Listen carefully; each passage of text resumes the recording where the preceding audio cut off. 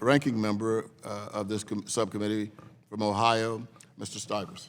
Thank you, Mr. Chairman. I appreciate you holding this hearing. It's a very important topic, and I look forward to hearing from our panelists today. Every member of this committee hears back home about how the trade disputes with China, the European Union, and our North American colleagues are affecting our constituents. We've all heard from constituents and businesses located in our districts about the impact of the trade war. Just last week, I spoke to a gentleman who works for a company called Linden Lumber, and this company sells lumber products into China, which helps reduce our trade deficit with China and employs Americans. But the retaliatory tariffs now threaten the survival of their business, and it's an example that demonstrates the seriousness of the topic that we're discussing today and our importance of finding solutions. Like Mr. Russell, I have a lot of farmers in my district. They're watching their incomes decline, their businesses have impact on supply chains, and that further demonstrates the urgent need to solve these problems. But we also shouldn't oversimplify the issue. I have another constituent company, R.G. Berry, who make slippers, and their slippers can be found all throughout China. The problem is they're not their slippers. They are stolen intellectual property. They steal the slipper, the design, the box, the logo. You wouldn't know it wasn't an R.G. Berry slipper if you bought it, but it's not. They see none of the profits. The intellectual property is stolen from them, and other American companies who operate in China have to agree to share their technology, which potentially seeds their future Chinese competition.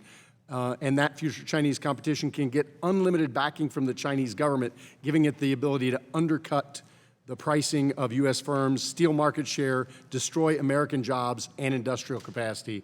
And in particular, in the area of emerging technology, this lost industrial capacity can have significant implications on our military's edge over foreign adversaries. Both sides of the aisle have long recognized these problems with China, yet still they continue. And I'm a free trade Republican. I believe tariffs hurt consumers and they stunt economic growth.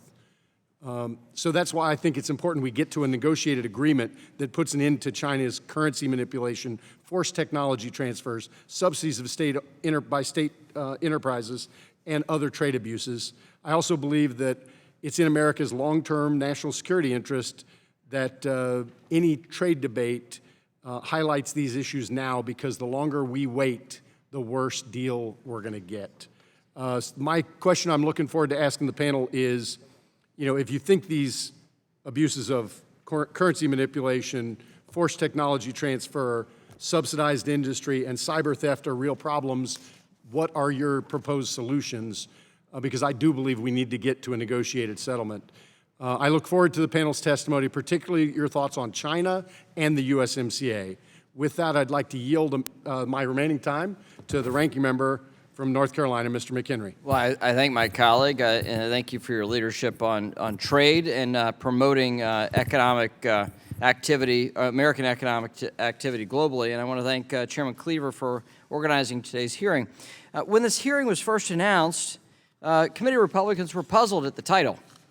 It was originally called Slowing Economic Growth, the Impact of Recent Trade and Tax Policies on the U.S. economy. Well, they dropped the word slowing because that's actually inaccurate. We have quite robust growth, especially under this administration. And they dropped the word tax.